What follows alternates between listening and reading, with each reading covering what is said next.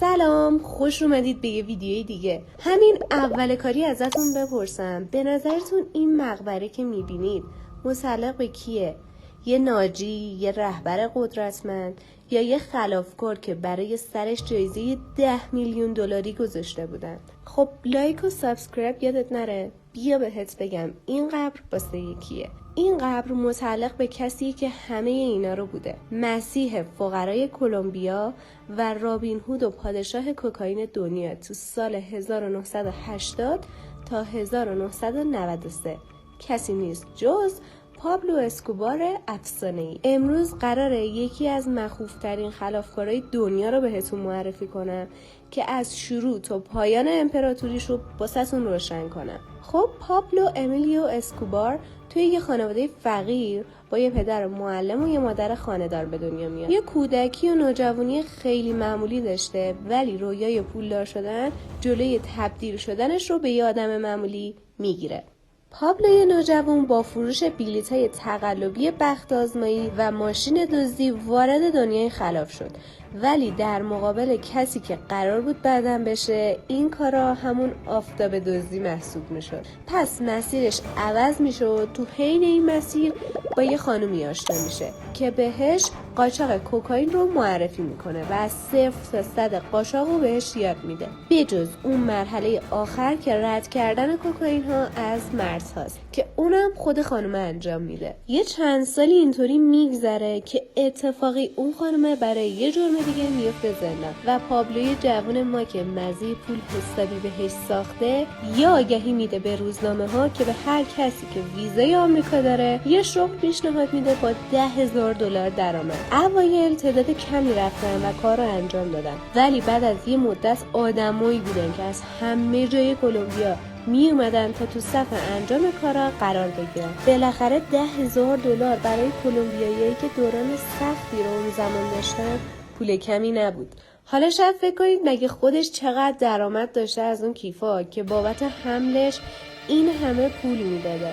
باید بهتون بگم که اون کیفا هر کدومش $1,000,000 ارزش داشته. الان هم شاید واسهتون سوال پیش بیاد که آخه مگه آمریکایی احمق بودن که اینقدر راحت میشد کوکائین قاچاق کرد به داخل کشورشون؟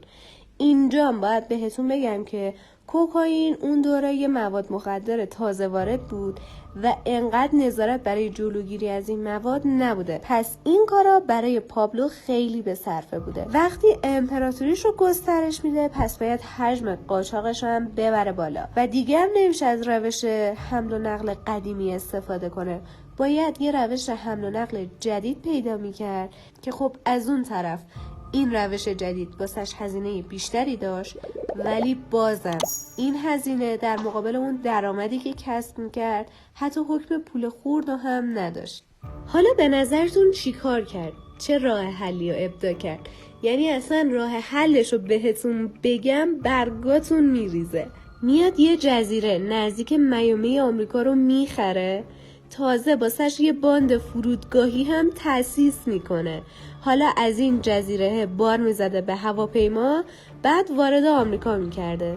دستمزد خلبانا هم واسه هر پرواز گاهی تا $500,000 میرفته. یعنی اگه یه خلبان تو روز 2 بار پرواز داشته $1,000,000 تو یه روز در میآورده. حالا دیگه خودتون فکر کنید که چقدر درآمد داشته که اینقدر فقط به خلباناش میداده.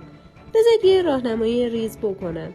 تقریبا $460 میلیون، ولی خب نه در سال و نه حتی در ماه، بلکه پابلو این حجم از پول رو توی یه هفته در می آورده. جوری که قضیه تا جایی پیش میره که مجله فوربس اونو به عنوان 7مین مرد پولدار دنیا معرفی میکنه که درآمدش 22 میلیارد در سال میشده و به گفته ها و شنیده ها از اطرافیانش همیشه 10% رو در نظر نمیگرفته، چون بالاخره این همه پول نقد خیلی بلاها ممکنه سرشون بیاد. چون خودش هم پولاشو میذاشته تو دیوار، خیلی وقتا پولاشو موشا میخوردن، یا چون جای دیگه نداشتن برای گذاشتن پولا اونا رو چال میکردن و فقط خودشون میدونستن کجا و خیلی از اون پولا رو هنوز پیدا نکردن. پسرش سباستین مک‌کوین بعد از مرگ پابلو چندین مصاحبه انجام داد و خیلی از حقایق رو فاش کرد و خیلی صحبت‌های جالبی کرد که توجهتون رو به یه قسمتش جلب میکنه.